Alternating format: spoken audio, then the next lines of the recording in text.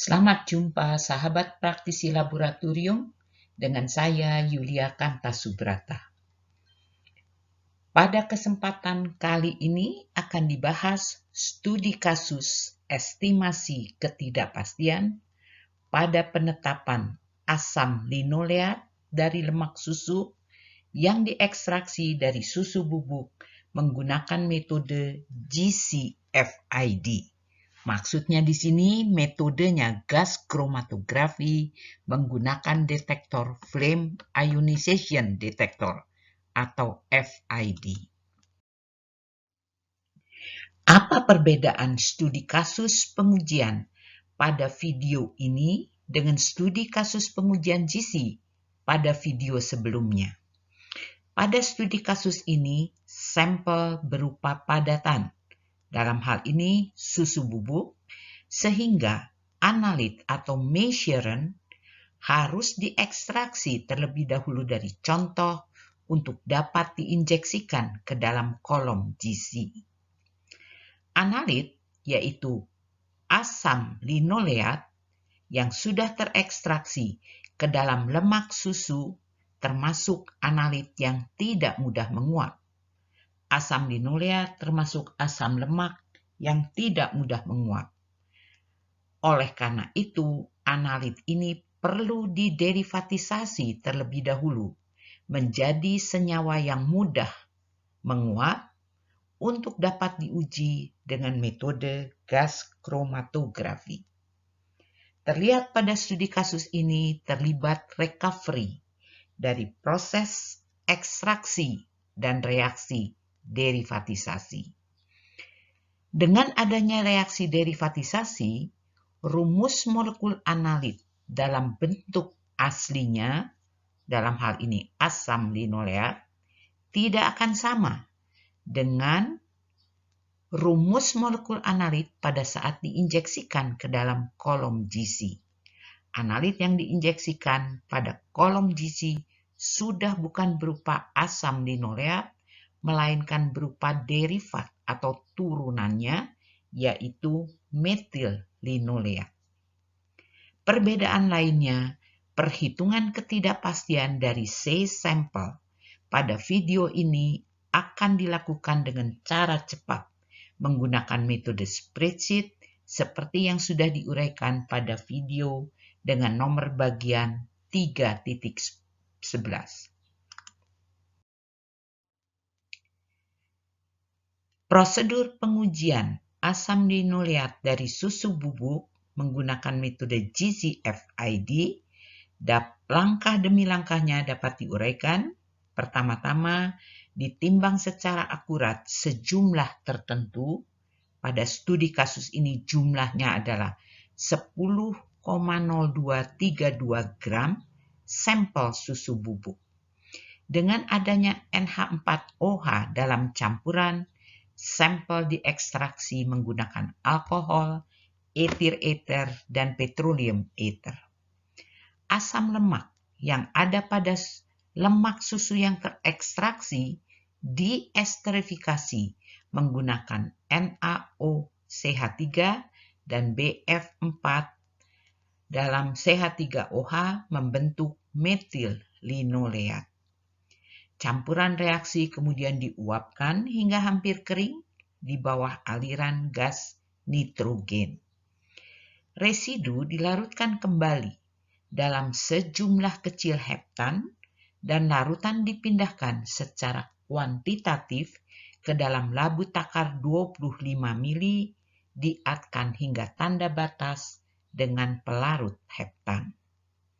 Metil linoleat yang ada dalam larutan ini kemudian diinjeksikan ke dalam GC dan luas puncak yang diperoleh diplotkan pada kurva kalibrasi. Untuk membuat kurva kalibrasinya disiapkan larutan blanko dan 4 larutan standar dengan konsentrasi berbeda, yaitu 1 mg per mili, 2 mg per mili, 4 mg per mili, dan 10 mg per mili. Keempatnya dibuat dari larutan standar hidup metil linoleat dengan konsentrasi 1000 plus minus 2 mg per liter. Karena pada kolom GC diinjeksikan juga larutan blanko dan luas puncak yang dihasilkan dari setiap larutan standar dikoreksi terhadap luas puncak blanko, maka kurva kalibrasi pada studi kasus ini dicari lewat persamaan garis yang tidak punya intercept, yaitu Y sama dengan BX. Sebagai langkah pertama, seperti biasanya dibuat model sistem pengujian. Dilihat di sini, contoh ditimbang. Pada saat menimbang contoh, ada notasi dari W sampel dalam gram. Kemudian, contoh yang ditimbang diekstraksi untuk mendapatkan asam linoleatnya, dan asam linoleat kemudian diesterifikasi membentuk metil linoleat. Kedua proses ekstraksi dan esterifikasi melibatkan recovery yang satuannya adalah persen. Hasil dari esterifikasi dimasukkan ke dalam labu takar 25 mili dan dilarutkan dalam heptan sampai dengan tanda batas. Kemudian, larutan sampel ini diinjeksikan ke dalam kolom GC. Dan dengan mempersiapkan kurva kalibrasi dari 4 larutan standar, ditarik garis regresi, kemudian luas puncak yang dihasilkan oleh larutan sampel diplot pada kurva kalibrasi sehingga akhirnya diperoleh data konsentrasi ml. ml sendiri singkatan dari metil linoleat. Jadi dalam hal ini hasil plotting pada kurva kalibrasi menghasilkan CML, konsentrasi metil linoleat dalam miligram per mili. Akan tetapi sebagai hasil uji, yang dimintakan adalah konsentrasi asam linoleat dalam susu bubuk yang ditimbang di atas ini. Oleh karena itu, harus dilakukan perhitungan yang melibatkan faktor konversi dari BM, berat molekul metil linoleat, dan berat molekul asam linoleat. Di sini disingkat dengan LA, singkatan dari linoleic acid. Baru setelah itu didapatkan konsentrasi asam linoleat dalam susu bubuk dengan satuannya miligram per gram. Ini adalah model sistem pengujian, dan dari model sistem pengujian, langkah kedua dituliskan rumus atau formula untuk mendapatkan C sampel. Di sini C sampel adalah atau sama dengan CML dikalikan volume yang 25 mili tadi dikalikan BM dari asam linoleat dibagi dengan BM metil linoleat yang dikalikan dengan berat sampel yang ditimbang dan dikalikan recovery. Ini adalah rumusnya dan keterangan dari setiap notasi dalam rumus ada di bawahnya. Sebagai langkah ketiga dari rumus yang tadi digunakan, digambarkanlah fishbone. Jadi, sebagai tulang utama dari fishbone ini, adalah semua notasi yang ada pada rumus. Kita mulai dari konsentrasi metil linoleat yang diperoleh sebagai hasil plotting pada kurva kalibrasi yang berasal dari pembacaan larutan sampel, volume labu takar 25 mili yang digunakan, BM asam linoleat, BM dari metil linoleat, berat sampel yang ditimbang, dan recovery. Inilah nanti yang akan memberikan kontribusi ketidakpastian pada C-sampel yang dicari. C-sampel adalah konsentrasi asam linoleat dalam susu bubuk. Jadi nanti satuannya miligram per gram.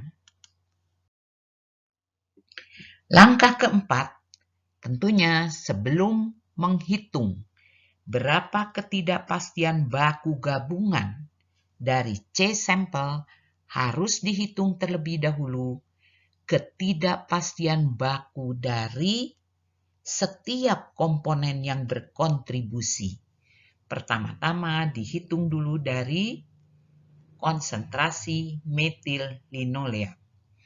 Konsentrasi metil linoleat didapatkan sebagai data hasil plotting pembacaan luas puncak pada kurva, luas puncak dari larutan sampel pada kurva kalibrasi. Kurva kalibrasinya sendiri dikonstruksi dari 4 larutan standar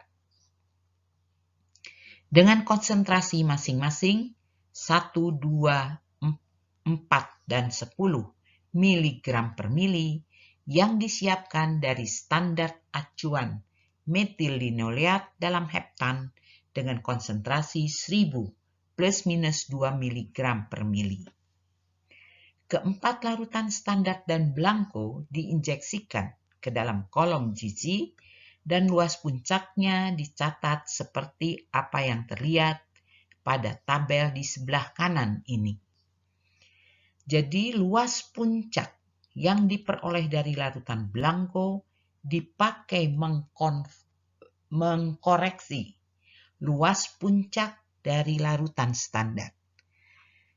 Karena luas puncak larutan blanko memberikan nilai sebesar 2, maka luas puncak dari larutan standar lainnya dikurangi dengan angka 2. Inilah yang disebut luas puncak terkoreksi. Dari data konsentrasi metil linoleat dalam larutan standar dan data luas puncak terkoreksi, ditarik garis regresi. Jadi dicari persamaan garis regresinya. Kemudian larutan sampel sendiri memberikan luas puncak sebesar 877 dan setelah luas puncak ini diplotkan pada kurva kalibrasi, diperoleh konsentrasi ml metil linoleat dalam larutan sampel sebesar 7,15 mg per mili. Ketidakpastian baku dari CML ini adalah SX yang dapat dihitung dari ketidakpastian garis regresi SY garis miring X. Untuk itu, mula-mula dihitung terlebih dahulu ketidakpastian garis regresi dan seperti pernah dipelajari dalam video sebelumnya, rumus dari SY garis miring X adalah akar dari sigma YI dikurangi YC kuadrat dibagi dengan N-2. Oleh karena itu, di dalam tabel ini dicari terlebih dahulu YC YC adalah Y calculated, nilai Y yang dihitung dari persamaan garis dengan memasukkan nilai dari larutan konsentrasi larutan standarnya. Kemudian dihitung YI dikurangi YC, dikuadratkan, dijumlahkan, dan jumlahnya ini dibagi dengan N-2. N adalah banyaknya titik yang dipakai mengkonstruksi kurva kalibrasi. Jadi di sini N-nya 5, dikurangi 2 menjadi 3, dihasilkanlah SY garis miring X atau ketidakpastian garis regresi sebesar 47,99. Dan apabila angka 47,99 sebagai SY garis miring X dibagi dengan slope dari persamaan garis, akan didapatkan apa yang disebut SX. Jadi untuk persamaan garis yang melalui titik 0,0, persamaan garis yang tidak punya intercept, SX rumusnya adalah SY garis miring X, ketidakpastian garis regresi, dibagi dengan slope-nya. Didapatkan di sini sekarang ketidakpastian baku asal konsentrasi metil linoleat sebesar 0,391 mg per mili. Yang kedua, akan dihitung ketidakpastian baku dari pemakaian labu takar 25 mili. Cara perhitungannya diberikan di dalam Excel, yaitu dihitung dari ketidakpastian asal kalibrasi labu takar yang karena tidak ada pernyataan mengenai tingkat kepercayaan dibagi dengan akar 3. Kemudian dihitung juga ketidakpastian baku asal efek temperatur dari labu takar dengan mengalihkan perbedaan temperatur lab dengan temperatur kalibrasi dikalikan koefisien muai. Sorry, di sini bukan air ya, karena digunakan heptan. Ini lupa diganti, jadi koefisien muai heptan sebesar 4,2 kali 10 pangkat min 4 derajat Celcius min 1 dan dikalikan volume yang 25 mili dibagi akar 3. Hasilnya adalah 0,0242 mili. Keduanya dikuadratkan, dijumlahkan, ditarik akarnya. Itulah yang menjadi ketidakpastian baku asal volume labu takar. Kemudian dihitung ketidakpastian baku asal berat molekul asam linoleat. Tentunya harus diketahui dulu rumus molekul asam linoleat sebagai C18H32O2. Berat molekul asam linoleat dihitung dari berat atom unsur-unsur yang menyusun asam linoleat tadi. Tentunya dikalikan dengan banyaknya atom dari setiap unsur. Ketidakpastian berat molekul asam linoleat dihitung dari ketidakpastian berat atom unsur, dan data ketidakpastian dari setiap unsur dapat diambil dari Technical Report IUPAC, International Union of Pure and Applied Chemistry. Menggunakan metode spreadsheet dengan cepat, ketidakpastian berat molekul asam linoleat dapat dihitung. Jadi di sini diinventarisasi dulu berapa nilai berat atom C, H, dan O. Kemudian di bawah ini dihitung berat molekul dari asam linoleat dengan cara mengalihkan 18 atom C dengan berat atomnya, 32 atom H dengan berat atomnya, dan 2 atom O dengan berat atomnya. Angkanya diperoleh di sini. Kemudian nilai dari ketidakpastian tiap-tiap atom ini diambil dari technical report IUPAC.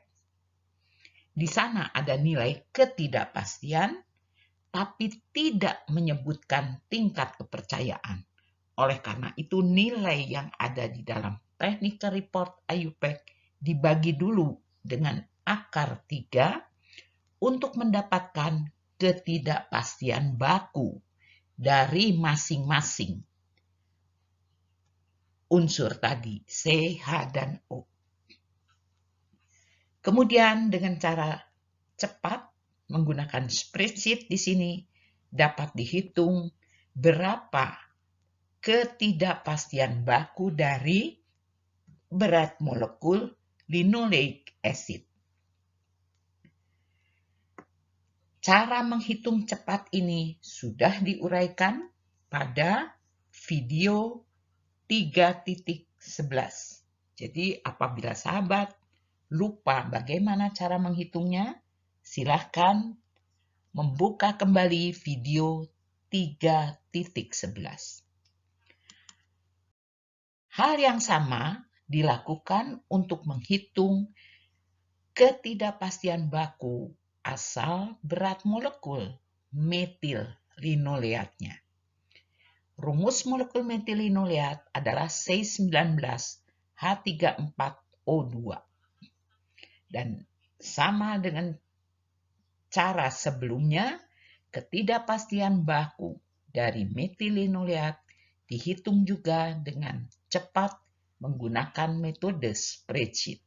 Dan didapatkan di sini ketidakpastian bakunya sebesar 0,0089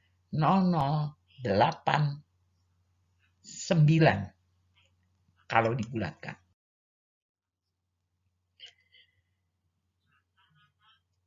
Sampailah sekarang kita menghitung ketidakpastian baku asal berat sampel. Berat sampel sebesar 10,0232 ditimbang menggunakan neraca, dan ketidakpastian baku dari berat sampel dapat dihitung berdasarkan data kalibrasi neraca yang digunakan. Tentunya harus dibagi dengan faktor K yang dicantumkan juga dalam sertifikat kalibrasi neraca. Kemudian dihitung juga ketidakpastian asal presisi penimbangan.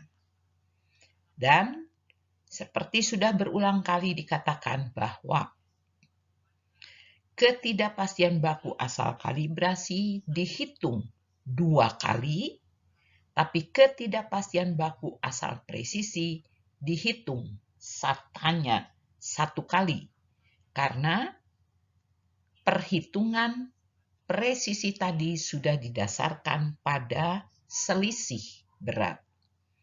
Jadi setelah mendapatkan ketidakpastian bakunya dikuadratkan, untuk yang kalibrasi dikalikan 2, untuk yang presisi hanya dikalikan 1, dijumlahkan, ditarik akarnya.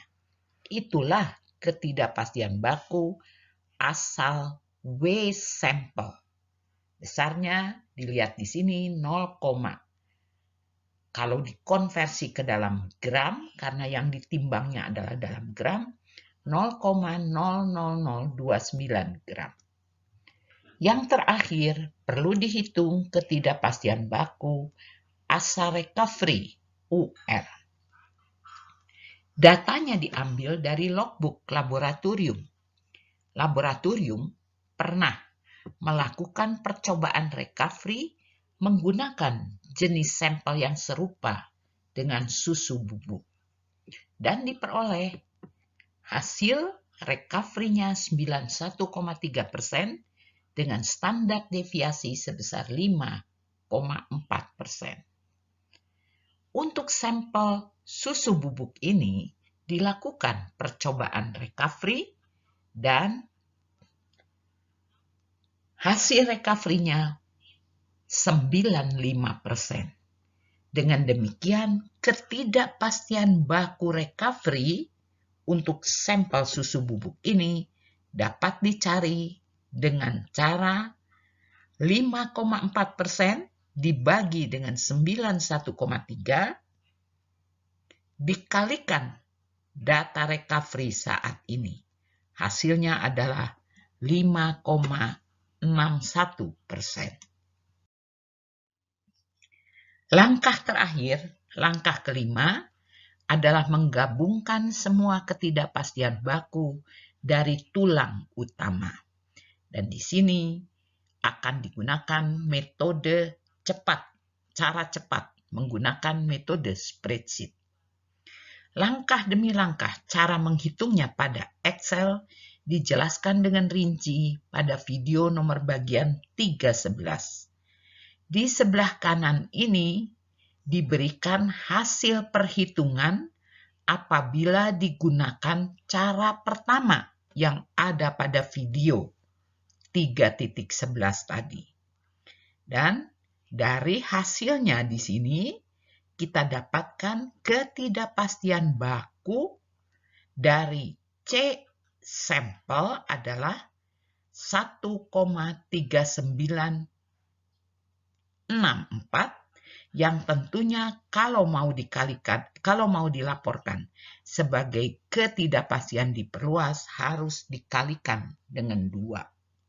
Sehingga dalam SHU atau LHU dilaporkan konsentrasi asam linoleat dalam susu bubuk adalah nilainya ada di sini 17,88 plus minus 2,79 miligram per gram. Apabila ditempuh cara kedua dari video 3.11, yaitu cara menurut Eurachem, maka tampilan pada Excel-nya akan tampak seperti di sebelah kanan. Jadi silakan para praktisi laboratorium memilih cara mana yang lebih convenient. Dan di sini pun didapat hasil yang sama. Jadi konsentrasi asam linoleat dalam susu bubuk dilaporkan dalam SHU atau LHU sebesar 17,88 pembulatan ditambah 2,79 miligram per gram. Terima kasih atas perhatian semua sahabat praktisi laboratorium. Mudah-mudahan apa yang telah disampaikan dapat bermanfaat untuk menunjang pekerjaan praktisi laboratorium sehari-hari. Sampai jumpa di video yang akan datang.